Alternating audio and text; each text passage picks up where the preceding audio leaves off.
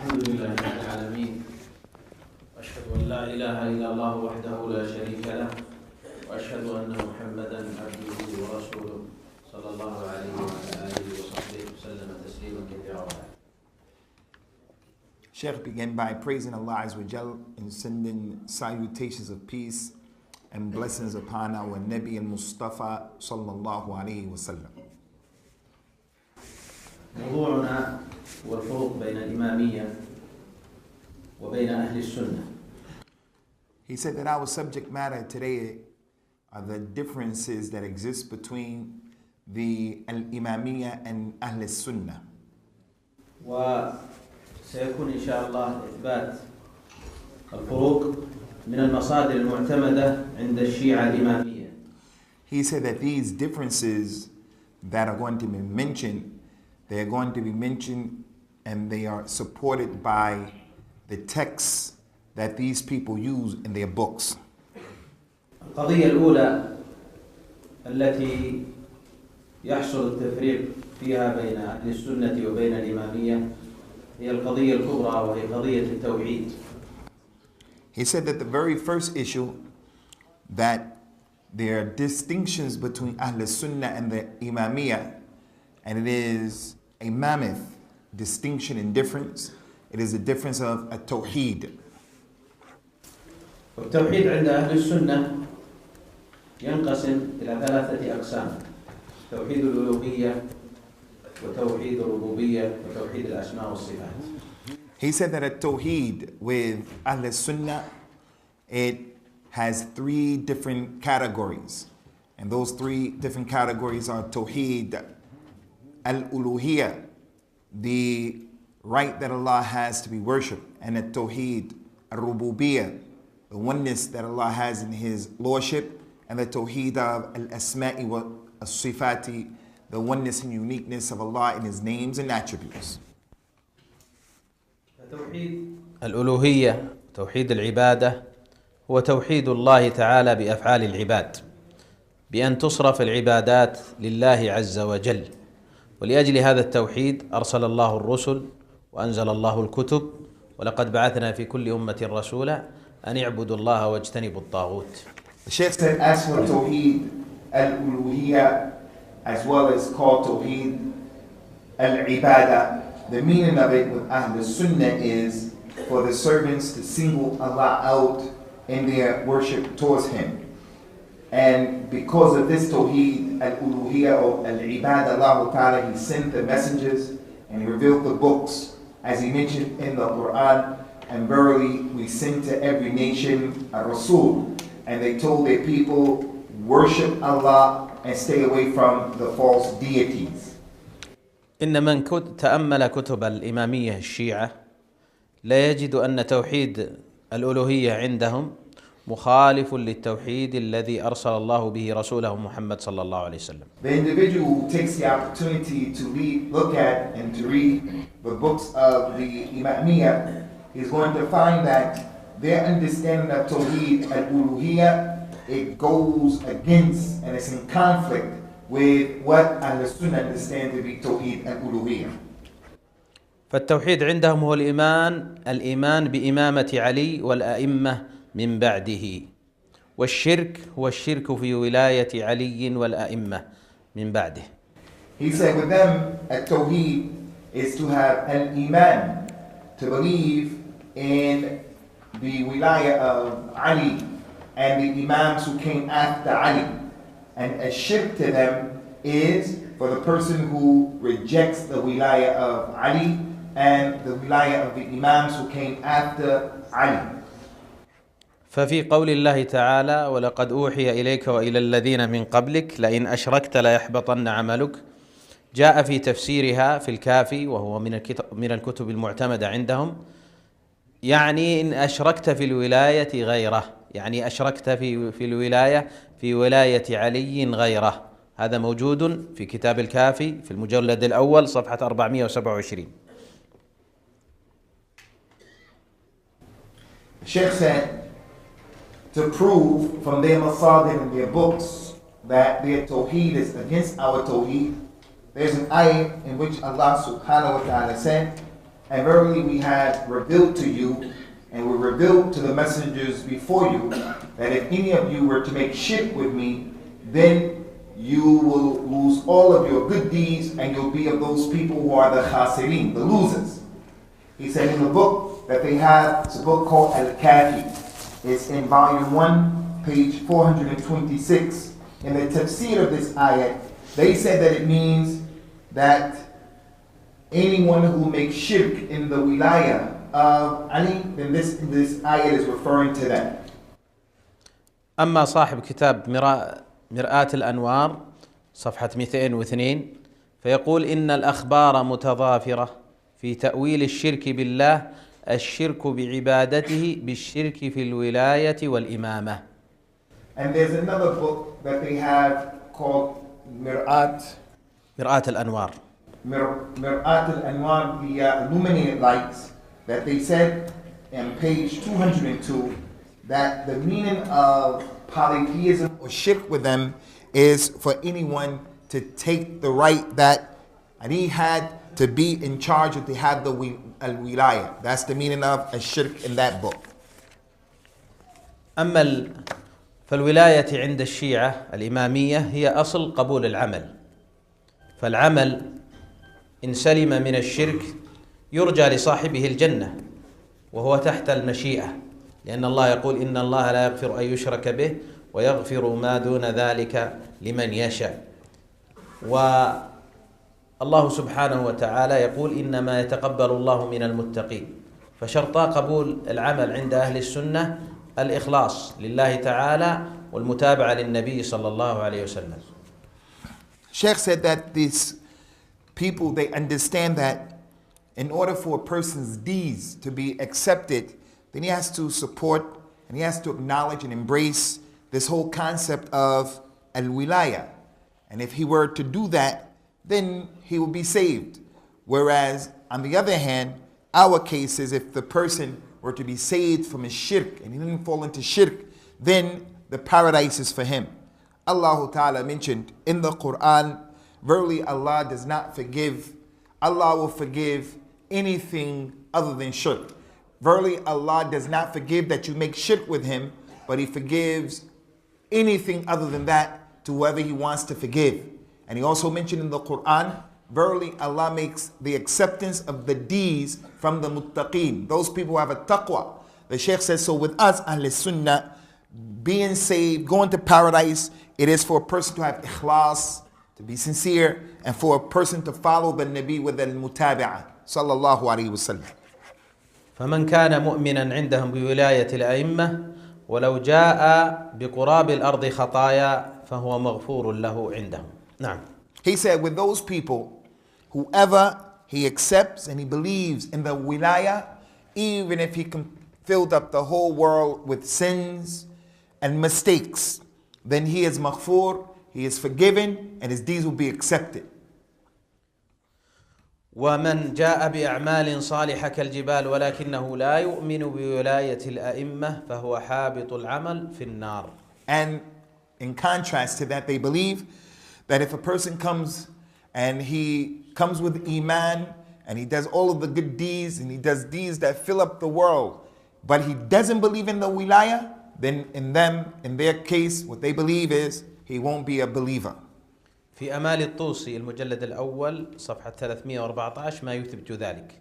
يقول لو جاء أحدكم يوم القيامة بأعمال كأمثال الجبال ولم يجيء بولاية علي بن أبي طالب لأكبه الله عز وجل بالنار. He said the proof of that is in a book that he mentioned, page 313, that the author of the book said, if one of you were to come Yawm al-Qiyamah with the deeds the size of a large mountain, and you did not accept and embrace and believe in the wilaya of Ali, then for sure that individual is going to enter into the hellfire. والأئمة عندهم هم الواسطة بين الله وبين خلقه. فأهل السنة يؤمنون بأن الأنبياء والرسل وسائط في تبليغ الشرائع وأمر الناس بما أوجبه الله عليهم ونهيهم عما حرمه الله عليهم. أما أن تكون الأنبياء والرسل وسائط لها ما لله من جلب النفع ودفع الضر تفريج الكربات وإجابة الدعوات، فهذا عند أهل السنة كفر وشرك بالله عز وجل. The Sheikh said that their imams of the Imamiyah, they are the middlemen and the ones who they use to get to Allah Azza wa Jal. But with Ahl Sunnah, they believe that the prophets and the messengers, salawatullahi wassalamu alayhim ajma'een, their job and their function is to explain the sharia that Allah Ta'ala gave to the people, and that they order the people what Allah ordered them to do, and they prohibit the people from what Allah Azza wa Jal prohibited the people from doing. As for the one who puts a middleman between him and Allah, an intercessor, an intermediary between him and Allah, and he believes that that intermediary will benefit him or push off him evil or get him out of problems or accept the da'wah that he makes, when he makes a dua, Ahlul Sunnah believe that this is kufr and shirk in Allah. ولهذا يقول المجلسي في بحار الأنوار مجلد 23 صفحة 97 عن هؤلاء الأئمة إنهم حجب الرب والوسائط بينهم وبين الخلق. For that reason, the Sheikh is mentioning from their masadir is that this man, al-Majlisi, he wrote a book called Bihar al-Anwar, in the volume 13, 215. He said that their imams are the partitions and the concealment between Allah and His creation. And they have to believe in that. ولهذا عندهم يجوزون الاستغاثة بالأئمة، وهذه الاستغاثة التي لا يقدر عليها إلا الله عز وجل، فيعتقدون في أئمتهم أنهم يجلبون المنافع ويرفعون الضراء ويكشفون البلاء ويشفون من المرض، والله عز وجل يقول أمن يجيب المضطر إذا دعاه ويكشف السوء. The Sheikh said that these people, as a result of this belief in the A'imma, they believe that it's permissible to make al-istighatha with their A'imma, to seek assistance and help in things that they need from the A'imma.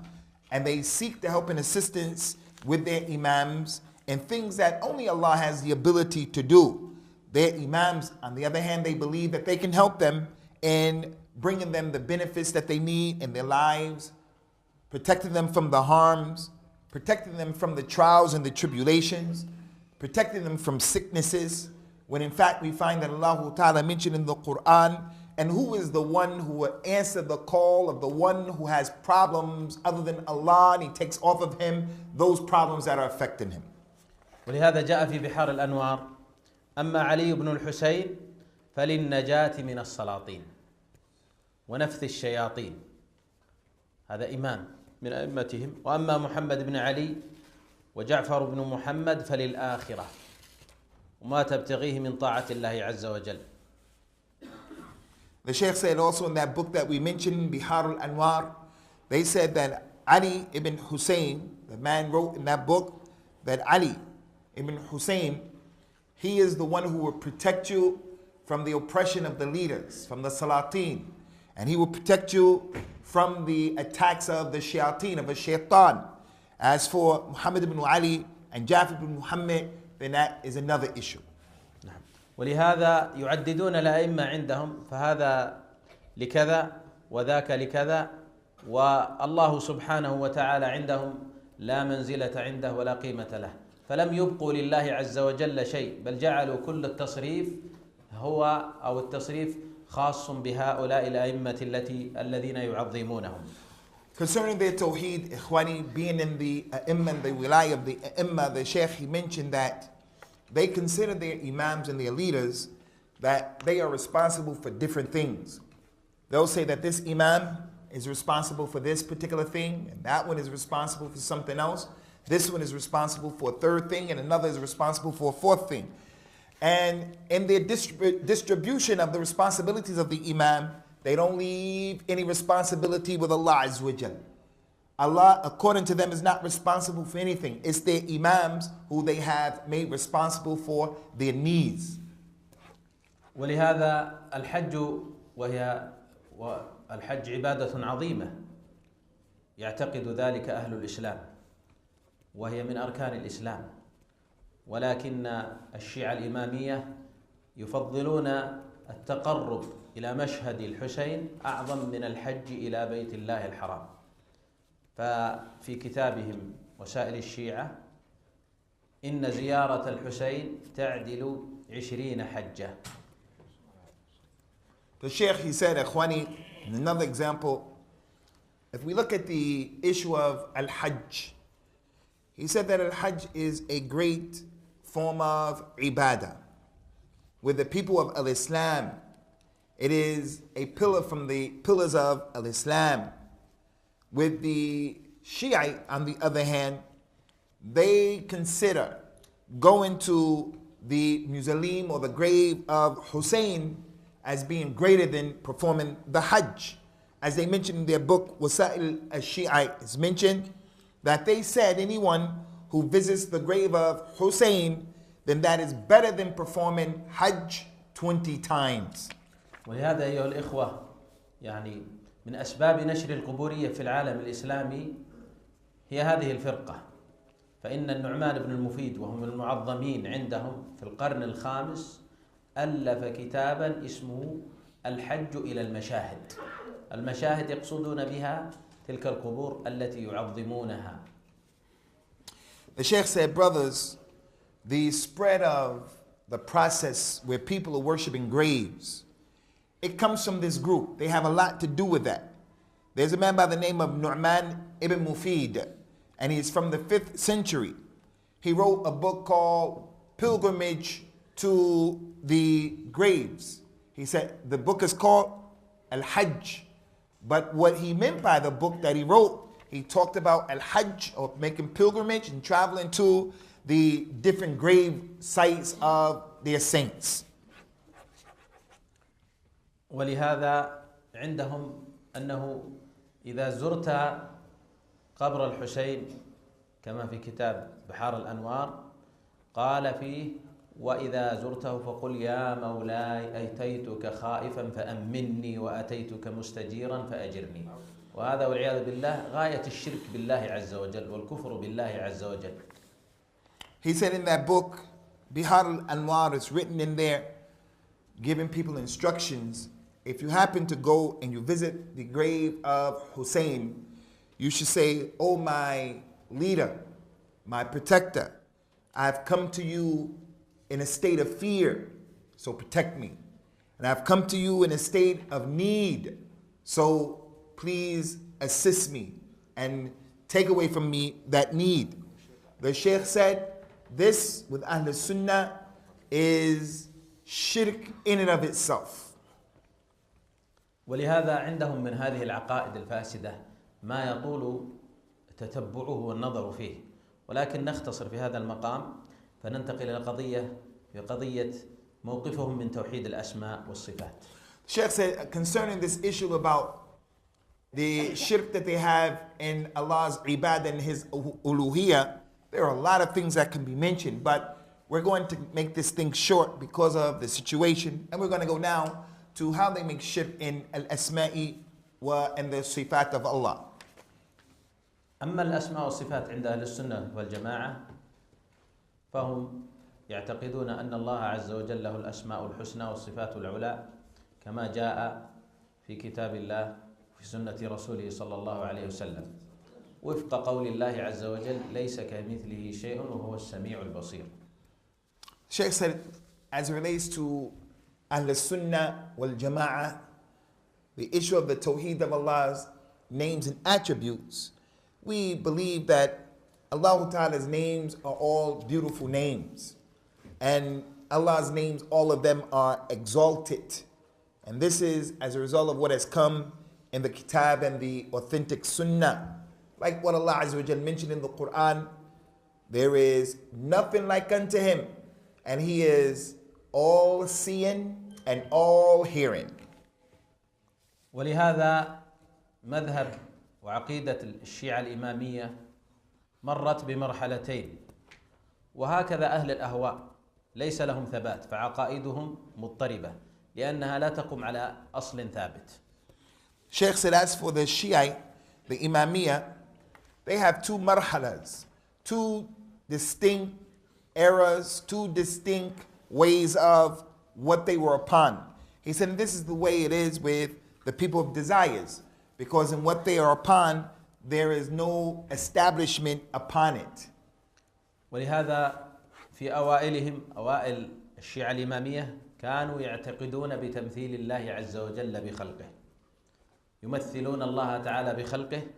ولهذا يقول ابن حزم عن هشام بن الحكم الرافضي الذي نسبت إليه مقالة التمثيل، قال هشام: إن ربه 7 أشبار بشبر نفسه، تعالى الله عما يقولون. The Sheikh said the first Shiite, the original ones, they used to make tamthil about Allah Azza wa Jal, meaning that they said that Allah looked like something. They were given image or form to Allah subhanahu wa ta'ala. And this is what we find Al-Imam Ibn Hazm rahimahullah ta'ala writing when he was refuting a Shiite in the past whose name was Hisham ibn Hakam. This man said that Allah Azza wa Jal, he has 17 cubic feet within himself, and he has made himself in that way. ولهذا كان يعتقد أن الرب سبحانه وتعالى على صورة إنسان. They believed that Allah Ta'ala actually looked like a human being.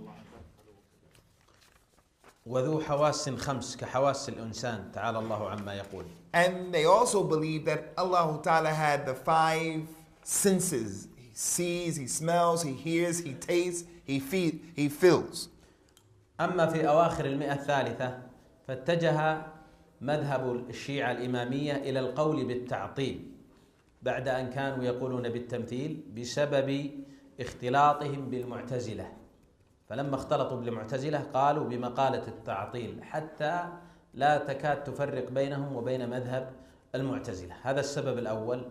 وقد يكون سبب آخر لأن مقالة التمثيل بحمد الله تنفر منها الفطر السليمة، فلجأوا إلى هذه العقيدة، عقيدة التعطيل التي ظاهرها التنزيه. The Sheikh said the latter part, Shiite, they were on what is known as a ta'til. A ta'til means when Allah describes certain characteristics to himself, they come and say no, they don't accept that. So when Allah described about himself that he does this, he's like this, they said no, it doesn't mean that.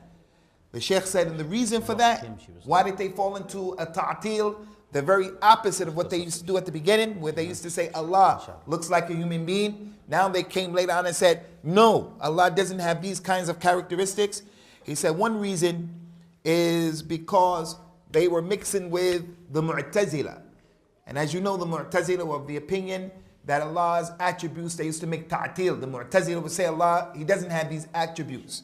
He said that's the first reason. He said another reason is the first people who were saying that Allah looks like a human being, he said the natural fitra, the natural disposition, it refuses that. It doesn't accept that. So as a result of that, they left that first state that they were on, and then they started to deny Allah's attributes. والآن ننتقل إلى قضية هو موقف الإمامية من الصحابة. والصحابة رضوان الله عليهم أهل السنة يعتقدون فضلهم ولا يعتقدون أنهم معصومون من الخطأ، والله عز وجل أثنى عليهم في أكثر من موضع. قال الله عز وجل: قد رضي الله عن المؤمنين إذ يبايعونك تحت الشجرة، وقال: محمد رسول الله والذين معه شداء على الكفار رحماء بينهم. قال النبي صلى الله عليه وسلم: لا تسبوا أصحابي، فلو أنفق أحدكم مثل أحد ذهبا ما بلغ مد أحدهم ولا نصيفه. Now after the issue of Tawheed, we now move to another issue, and that's the issue of the Sahaba, the companions of the Rasul sallallahu alayhi wasallam radiyallahu anhum ajma'in. He said, as for Ahl Sunnah, then Ahl Sunnah establish the virtue of the companions. And in establishing the fadl and the virtues of the companions, that doesn't mean that they see them as being ma'soom. They're not ma'soomun. They're not infallible, and they're not mistakeless. Allah Azza wa Jal, with Ahlul Sunnah, we see that Allah Ta'ala has praised them numerous occasions in the Qur'an and the Prophet in his authentic Sunnah sallallahu alaihi wasallam.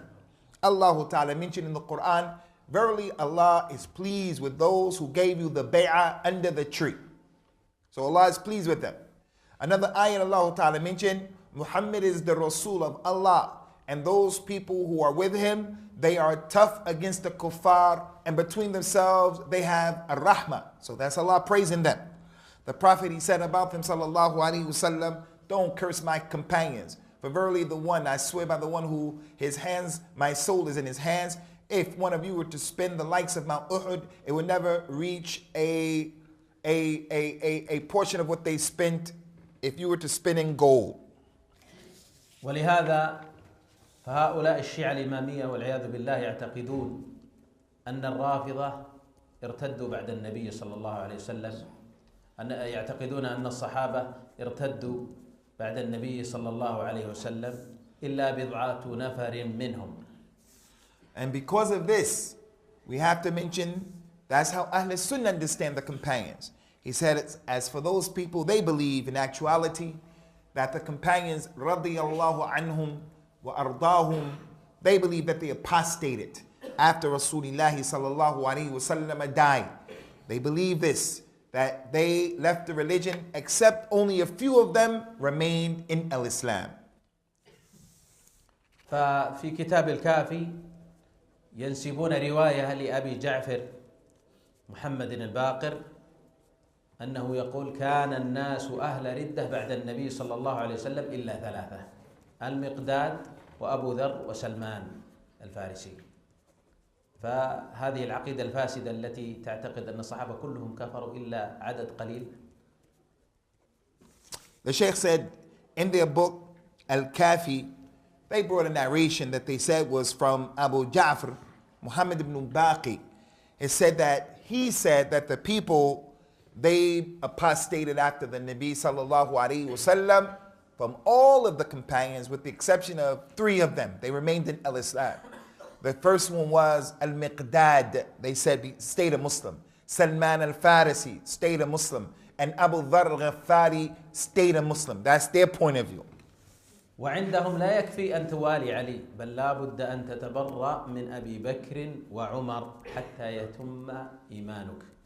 They feel that it's not enough for a person to reject the wilayah. Like you have to accept that wilayah, that Ali deserves to be in that position, but that's not enough.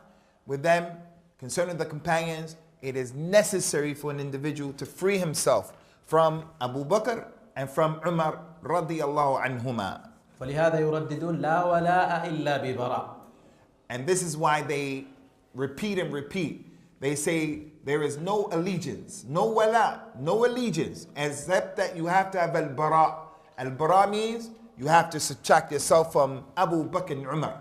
يقول المجلسي في كتابه حق اليقين صفحة 519 يقول: وعقيدتنا التبرؤ من الأصنام الأربعة أبي بكر وعمر وعثمان ومعاوية، والنساء الأربع عائشة وحفصة وهند وأم الحكم، ومن جميع أتباعهم وأشياعهم، وأنهم شر خلق الله على وجه الأرض والعياذ بالله. Al-Majlisi mentioned in the book that he wrote that the aqidah with us is that you have to have al-bara'a. You have to free yourself. If you're going to be a true Shia, you have to free yourself from the 4 idols. And those 4 idols are Abu Bakr, Umar, Uthman, and Muawiyah radiyallahu anhu. And he mentioned as well, in addition to that, you have to free yourself from certain women. You have to free yourself from Aisha, from Hafsa, and from Hind, and everybody who was similar to them. The Sheikh said that the man said in Majlisi, these individuals who were mentioned, they're the worst of Allah's creation, and what they did is not acceptable. أما موقفهم من القرآن الذي يعظمه أهل الإسلام فيمكن تلخيصه في نقاط. فهم يعتقدون أن القرآن له ظاهر وباطن.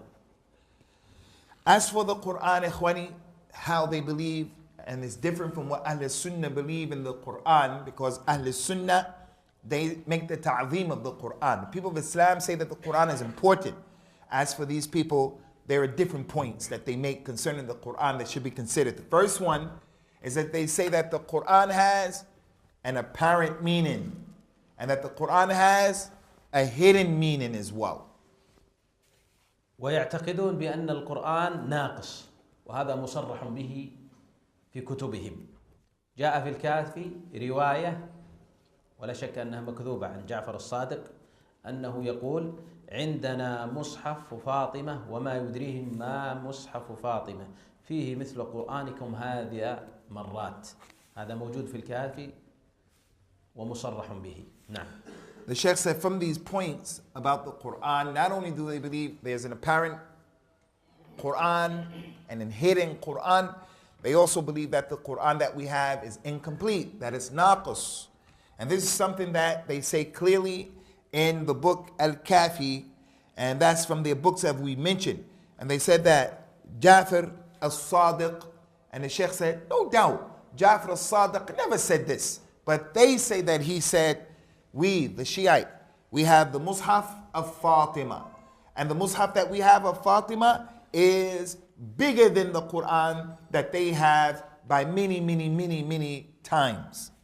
يقول ابن المفيد في كتاب أوائل المقالات صفحة 91: إن الأخبار جاءت مستفيضة عن أئمة الهدى وآل محمد باختلاف القرآن وما أحدثه بعض الظالمين فيه من الحذف والنقصان. ولا شك أن هذه المقولة تكذيب لقول الله تعالى: إنا نحن نزلنا الذكر وإنا له لحافظون. This man Ibn Mufid, in the book that he wrote concerning what they believe concerning the Qur'an, Ibn Mufid said it has come to us with many transmissions and narrations that the Qur'an has been mixed up, and it was mixed up by people who went astray and people who are corrupt and evil.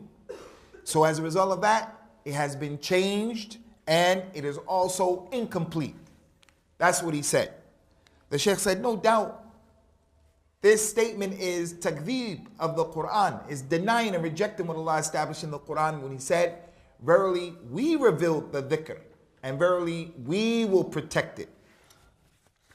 ومن المسائل التي تميزوا بها ولأجلها سموا بهذا الاسم هي مسألة الإمامة. أما الإمامة عند أهل السنة، فالإمام يعتقد أهل السنة أنه ليس معصوما كما يعتقد الشيعة الإمامية، وله السمع والطاعة في المعروف، أما في المعصية فلا سمع له ولا طاعة. والإمام يسمى إمام ويسمى خليفة ويسمى ولي أمر، وتثبت هذه الإمامة، يكون إماما على المسلمين بأي وسيلة كانت، سواء بالاختيار، اختاره المسلمون وجعله إماما، أو بالعهد، ولاية العهد، يعني كان الإمام بعده كتب كتابا بأن فلان يكون بعدي إمام، أو بالقهر والغلبة، فعند ذلك يكون إمام عند أهل السنة. The Sheikh said another thing that they have become known by, and what they're different in Ahl Sunnah with, is this whole issue about al-imama, the imama, being responsible in a position of leadership, the imam, the leader of the Muslims. This is why they are called al-imamiyya, because they came up with a new concept and a new definition. Ahl Sunnah, concerning the leader of the Muslims, we believe that the imam is not ma'soom, he's not mistakeless. The leader of the Muslims, he's not ma'soom. He has the right that we listen to him and we obey him in what he tells us to do, which is ma'roof, is correct, it's from the deen. But we don't listen to him and we don't obey him in what is in disobedience to Allah Azza wa Jal. And the Muslims of Ahl Sunnah call him different names. They call him the imam, they call him the khalifa, they call him the waliul amr. He went on to also mention that the way he becomes the imam, the ithbat of how the man becomes an imam with Ahl Sunnah, is in many different ways. He could become the imam in that the Muslims themselves choose him and say, you're the imam, so he becomes the imam. He also can become the imam in that the one who was the leader before him, he says to him or to the people, he writes a book, he lets the people know, I want him to be the leader after me. Ahlul Sunnah accept this. Number 3, Ahlul Sunnah accepts that if a man, he were to overcome the people and overwhelm the people, and then as a result of that, he was the leader over them, all of these ways, Ahlul Sunnah, they accept that man as being their imam. أما عند أهل السنة كذلك فالإمام ظاهر وليس بخفي، ظاهر، ولأنه لا تتحقق مصالح الدين ولا مصالح المسلمين إلا بوجود إمام ظاهر، كما أن الإمام وسيلة لإقامة الدين وليس غاية. The Sheikh, he said from Ahlul Sunnah, how Ahlul Sunnah understand the Imam is that the Imam is apparent. People see him, they know him. And he's not someone who's hidden. He said that if the Imam for Ahlul Sunnah, the Imam for the Muslims was hidden, then the needs of the people will not be fulfilled. The goals and the objectives of the religion, the benefits of the people coming to them, being brought to them, and the harms being taken away. If the Imam was hidden, this could never happen. Ahlul Sunnah see the Imam as a vehicle to get benefit in their lives, but he is not the goal and he is not the objective. ولهذا عند أهل السنة يجوز تعدد الأئمة، فيجوز لكل قطر من أقطار المسلمين أن يكون هناك إمام، ولا يضر في ذلك في جريان أحكام الشريعة على هذا الإمام، وهو واجب السمع والطاعة وإن تعددت أقطار بلاد المسلمين، كما هو محل اتفاق بين أهل السنة والجماعة. The Sheikh, he said, Ikhwani, for this reason, Ahl Sunnah are of the opinion that it's permissible for there to be multiple imams, multiple Muslim leaders at the same time in different parts of the world. And it doesn't hurt, and it doesn't prevent from the ahkam of al-Islam from being practiced and implemented. The fact that there are multiple imams. In each and every one of these places, if there is a leader, then the people of that locale have the responsibility to listen to him and to obey him. And this is something that the people of Islam from Ahl Sunnah have ittifaq upon. أما عند الشيعة الإمامية فعندهم أن الإمامة أحد أركان الإسلام العظام وأهم مطالب الدين، ولهذا يقولون من مات ولم يعرف إمام زمانه مات ميتة جاهلية. The Sheikh said, as for the Shiite al-Imamiyya, they believe that the Imam, it is a pillar from the pillar of their religion, from the deen. And they believe that it is the single most important thing that the religion of al-Islam is calling to and focusing on and putting attention upon. And that's why you hear their famous statement that they say, they believe, whoever dies and he doesn't know the Imam during his time, then he has died the death of the time of al-Jahiliyyah.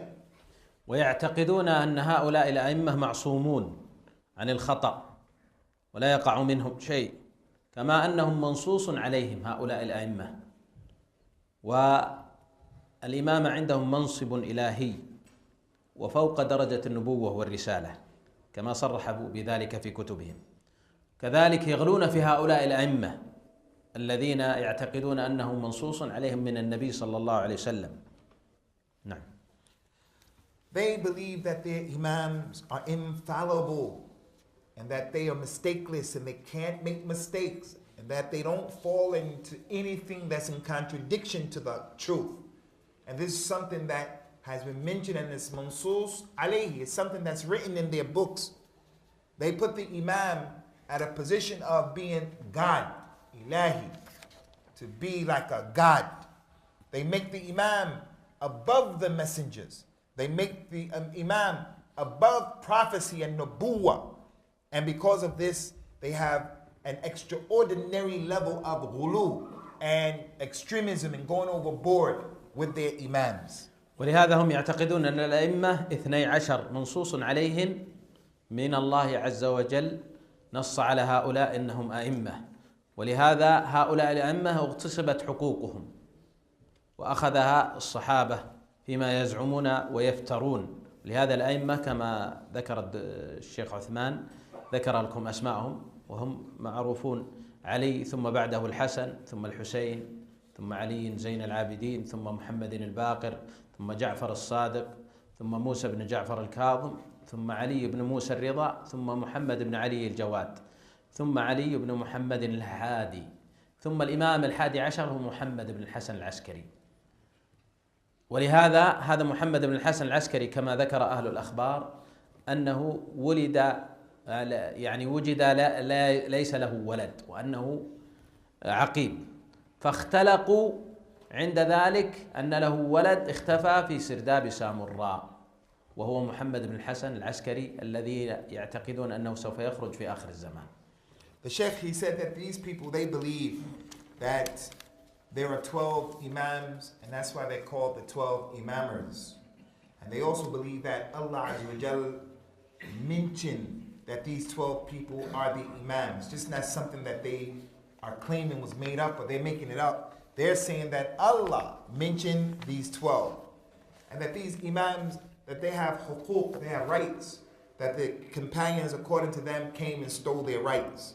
He said, I believe that Sheikh Uthman al-Khamis, he mentioned the names of these imams to you. The 12 imams, or the 11 ones that they mentioned, they made up the last one, where you have Ali and then Hassan ibn Ali and then Hussein, son of Ali, and then Ali Zain Abidin, and then Muhammad Baqir, and then Jafar al-Sadiq, and then Musa, and then Ali, and then Muhammad ibn Ali, and then Ali ibn Muhammad, and then the last one was Muhammad Hassan al-Askari. This one was the 11th one who the history tell us he didn't even have any children, and yet they came and created a child for him that he never had. So they consider that these 12 people are the imams. As for the last one, they gave him some characteristics, a lot of kalam about him, and he is the one who was there in Samara, and they're waiting for him to come out. ولهذا لأجل هذا الغائب عندهم تتعطل أحكام الشريعة، فلا جهاد إلا مع الإمام الغائب، ولا جمعة إلا مع هذا الإمام الغائب، ولهذا عطلوا كثير من الأحكام. حتى جاء مطلع القرن الرابع عشر الهجري جاء الخميني ببدعة جديدة ابتدعها، كما أنهم ابتدعوا بدعة الإمام الخفي، فدينهم قائم على الكذب كما صرح بذلك الأئمة، فهم من أكذب الناس في النقليات من أجهل الناس في العقليات، دينهم قائم على الكذب والعياذ بالله. جاء هذا الخميني بولاية الفقيه، وزعم أن الفقيه ينوب عن الإمام المنتظر في بعض الأحكام، ومن ذلك إعلان الحرب والجهاد، ومن ذلك الجمعة. أما قبل العام 1400 كان الروافض والإمامية على هذه العقيدة الباطلة. The Sheikh said that this thing that they believe about the imams, this last imam who they're waiting for, who they created, it's a figment of their imagination. While they are waiting for him, they have destroyed and suspended the ahkam of al-Islam. For an example, they believe that there's no jihad until this imam comes. It has to be done with him. That there's no salat al-Jum'ah. You don't have to attend Jum'ah until this imam comes, and then you can attend, and you should attend the Jum'ah.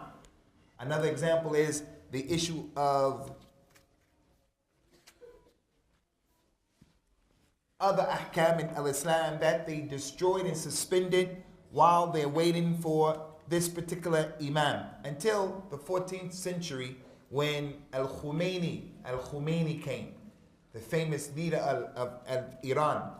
He introduced, made a new bid'ah that the ones before him didn't say. He came up with a concept that he called wilayatul faqih, the wilayah of the faqih, the responsibility and the leadership of the jurists, not the wilayah of the imams, the wilayah of the imam, the wilayah of the faqih, the jurist. He came and he said, now, it's permissible for the faqih, for the leader from amongst them. Now, the imam is not here. Now, he is the naib, or the deputy of the imam that they're waiting for. So it's permissible for him to say, okay, we can go to war here. It's permissible for the faqih now to say, okay, this is jihad. It's permissible for the people to perform al-Jum'ah because he is the deputy of the imam that they're waiting for. And this is an innovation that was not known before him. ومن عقائدهم الفاسدة هذه دائما يعني تحل إشكالات كثيرة عند بعض الناس، وهذا الإشكال أن بعضهم ربما تواجهه بهذه العقائد التي تنقلها من هذه الكتب، فيزعم أن هذا الاعتقاد لا يعتقده، وأن الشيعة الإمامية لا يعتقدون ذلك، فيجيبك بالنفي، مما قد يعني يوجد عندك نوع من سوء الفهم والإشكال. وهذه العقيدة التي سوف نتكلم عنها عندهم عقيدة التقية. The Sheikh said from their aqidah that is fasida is the fact that some people have a problem who are not from them. Some people, when trying to understand the Shiite, they think when they talk to them that sometimes they may be truthful in what they're saying, and maybe you are misunderstanding what they're saying. But when you bring it to the attention and you say, do you people believe in this? They'll say, no, we don't believe in this. You just have some misunderstanding about the issue. So it causes some ishkal with the people. Are they okay? Are they not okay? He said, and this is from the aqidah. That is the aqidah of at-tuqya. At-tuqya. ولكن هل التقية موجودة عند أهل الإسلام وعند أهل السنة؟ نعم، التقية عند أهل السنة تخالف التقية عند الشيعة الإمامية. فالتقية جاءت مذكورة في القرآن كما في قول الله تعالى إلا أن تتقوا منهم تقاه، وهذه جاءت في كتاب الله في حال الاضطرار كما صرح بذلك الأئمة ومنهم ابن جرير في تفسيره، وهي مع الكفار خاصة لا مع المسلمين. ولهذا يقول معاذ بن جبل كانت التقية في بدء الإسلام، يعني في جدة الإسلام قبل قوة المسلمين، أما اليوم فقد أعز الله المسلمين أن يتقوا منهم تقاه. The Sheikh said, as for the people of Islam, the issue of al-tuqya is with Ahl-Sunnah. It's from Al-Islam. But the way Ahl-Sunnah understand al-tuqya, it is different from the way the Shiites understand and implement al-tuqya. The word al-tuqya and this concept has come to us in the Qur'an, as Allah SWT mentioned, except that you fear them by using al-tuqya. The great scholar of the tafsir, Imam Muhammad ibn Jarir, rahimahullah ta'ala, in giving the tafsir of this ayat, he said al-tuqya, the Muslims are allowed to use it based on this ayat. When they are forced to use it, they have no alternative, and it should be used against the kuffar.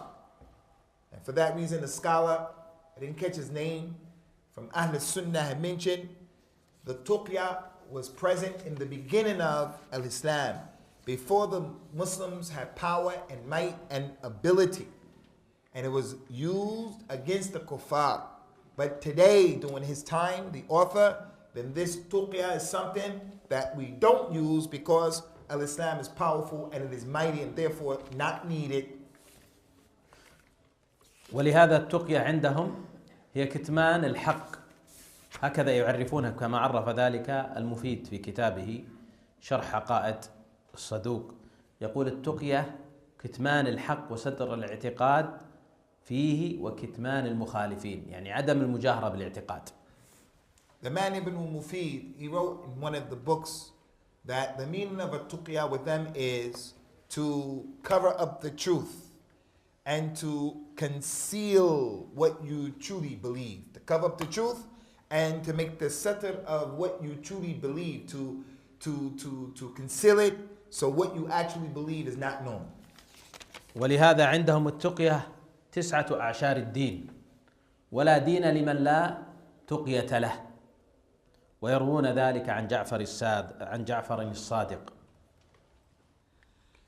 They are of the opinion concerning this tuqya that it is an integral part of their religion, to the point that they even said that the one who doesn't make tuqya, he doesn't have any religion in essence. If you don't make tuqya as a Shiite, then your religion is suspect. And they say that this is one of the narrations and the claims of Ja'far as-Sadiq, and it's not true. لماذا لجأت الشيعة الإمامية لهذه العقيدة؟ طبعا هم دينهم كما قد قدمنا قائم على الكذب، هم كذبوا وكذبوا على الإمام علي رضي الله عنه وعلى من بعده، فلا يعجزهم الكذب. لماذا لجأوا إلى هذه العقيدة؟ لماذا هم يعملون هذه العقيدة؟ لجأوا لهذه العقيدة لأنه خلافة أبي بكر وعمر وعثمان رضي الله عنهم عندهم غير معتبرة وغير شرعية، وعلي رضي الله عنه كما تثبت كتب التاريخ كان موجودا وبايعهم وتابعهم على ذلك، فزعموا في إجابة الاستشكال هذا أن عليا رضي الله عنه إنما فعل ذلك تقية من هؤلاء. Sheikh, he put forth the question and he said, why do you think that these people came up with this concept of a tuqya? Where does it come from and why did they make it a part of their aqidah? What's the wisdom behind that?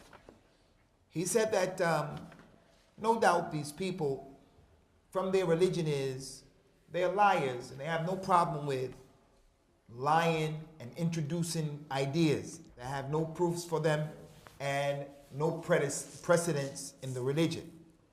So we look at the issue of the Khilafah of Abu Bakr and Umar and Uthman. We find that they consider the Khilafah of these three great illustrious companions, radiallahu anhum, they don't accept it, they don't consider it. But we know historically, the history told us that Ali, radiallahu anhu, he gave the bay'ah to all three of them, Abu Bakr, Umar, and Uthman. So what they did was, they came and they introduced this idea of tuqya to get out of this problem, from the problems, and they said, nah, Ali gave the bay'ah to them, but he wasn't true. He was just doing it for tuqya. That's what they say. كذلك من أسباب لجوءهم إلى هذه العقيدة الباطلة أن الأئمة عندهم كما قد قدمنا معصومون لا يخطئون، بل يعتقدون أنهم لا يحدث منهم النسيان، فلهذا إذا ثبت عن هؤلاء الأئمة أمرا يخالف ما أصلوا في دينهم قالوا إنما صدر ذلك منهم على سبيل التقية. Another reason why they introduce this issue of al-tuqya is that, as we mentioned, they believe that their imams are infallible and that they don't make mistakes and that they don't forget. So what happens is, because they are not in fact infallible and they do make mistakes and they do forget, when it's found that they did or said something that's in contradiction to what they said or to the truth, they'll come and they'll say, no, that thing that he did, the thing that he said, it was only done and said because of the tuqya.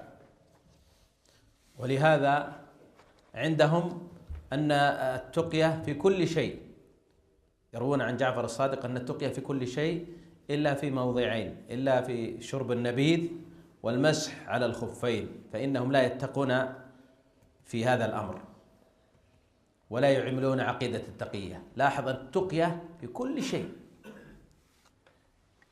They said that in terms of the permissibility and the ability of the Shiite to use a tuqya, they said it's permissible to use it in everything and in anything. You can use a tuqya in everything and anything with the exception of two things.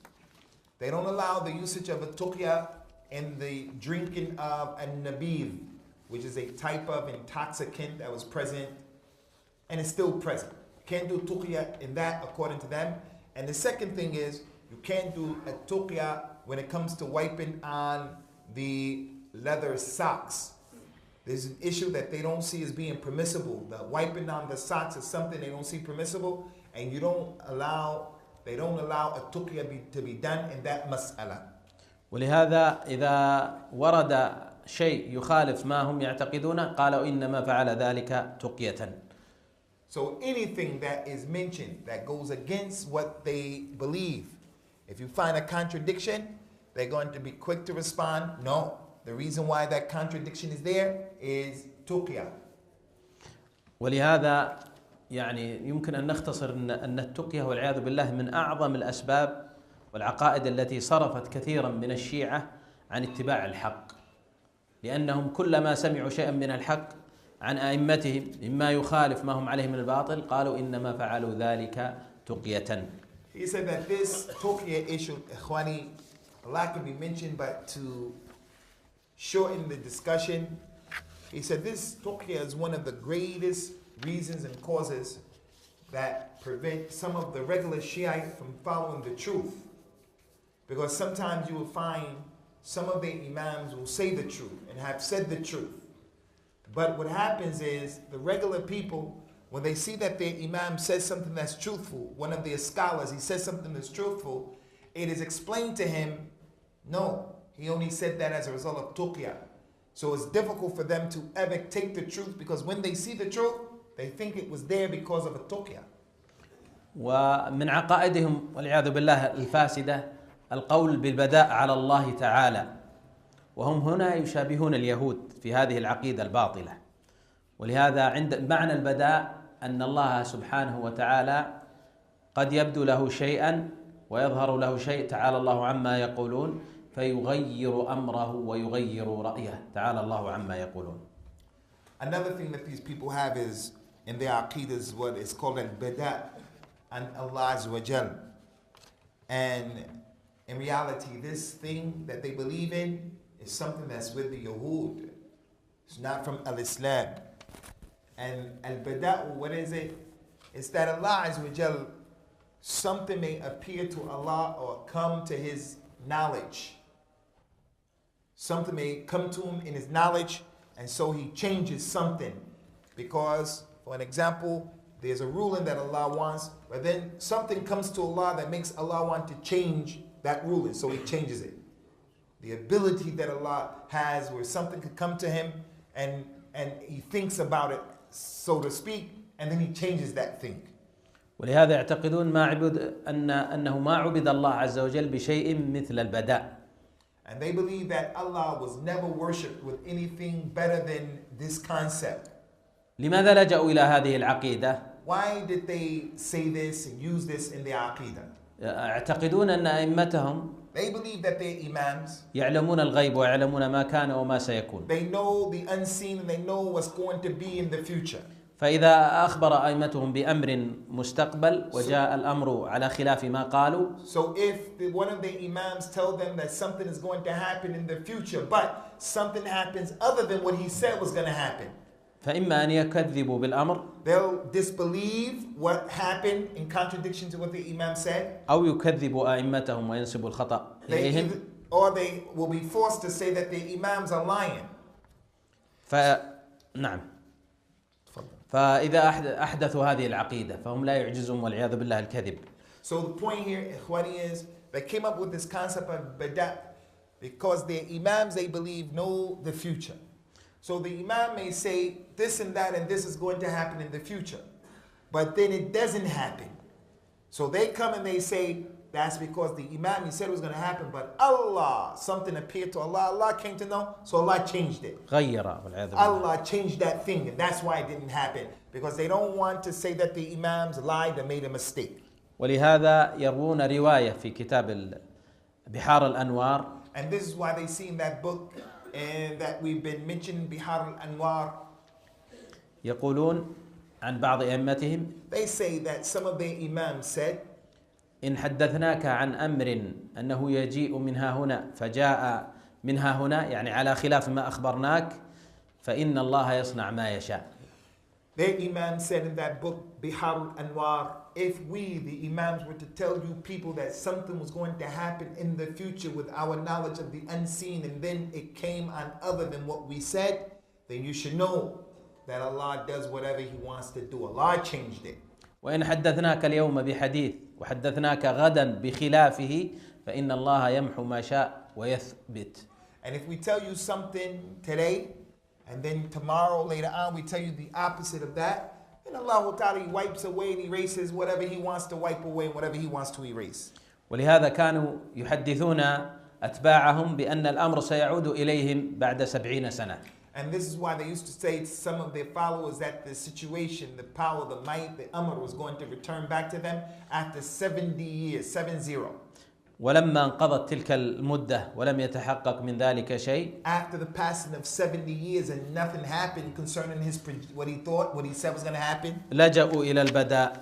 They said the reason why it didn't happen was al-bada. Allah changed it.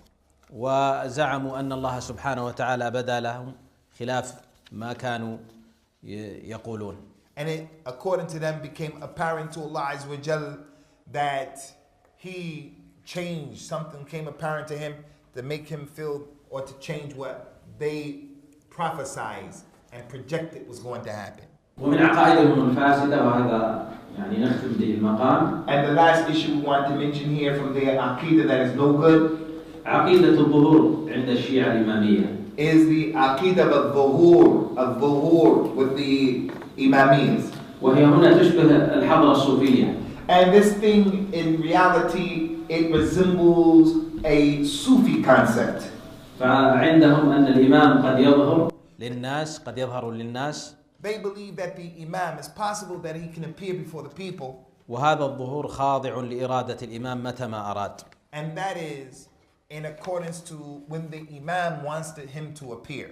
ولهذا عندهم كتبهم مليئة بمثل هذا الظهور الذي يعتقدونه أن علي رضي الله عنه ظهر لفلان أو أن الحسين ظهر لفلان، لأنهم كما تعرفون لا عقل صريح ولا دين صحيح، نسأل الله السلامة والعافية. In their books, you can find that their books are filled up with examples of them claiming that Ali ibn Abi Talib appeared to someone because the Imam allowed it. Hussein can come and appear to someone because their Imam allowed it. And that's because these people, they actually believe that there is no intellect that is well and there's no deen that is authentic. May Allah protect us from that travesty. طبعا في الختام نحن حينما ذكرنا هذه العقائد الفاسدة حتى يتبين للناس الحق ويتبين لهم الباطل. In mentioning these issues, the goal and the objective is just to explain to the people and to expose the truth and see that it stands out distinct from the falsehood that people need to know. ويحمد الإنسان ربه على ما أنعم عليه من الاعتقاد الصحيح. And let the person praise Allah, worship Allah for the favor that He bestowed upon you and that He gave you the correct and authentic aqidah. التي هداه الله عز وجل إليها. The one that Allah Ta'ala guided him to. ويلزم كتاب الله عز وجل وسنة النبي صلى الله عليه وسلم. And let the person hold on to the book of Allah and the sunnah of Rasulullah sallallahu alayhi wasallam. فهؤلاء لما أعرضوا عن كتاب الله وسنة رسوله صلى الله عليه وسلم. Because those imamiyas, when they turned away from the book of Allah and from the sunnah of Rasulullah sallallahu alayhi wasallam, وقعوا في هذا الضلال المبين. They fell into this clear, distinct, manifest evil.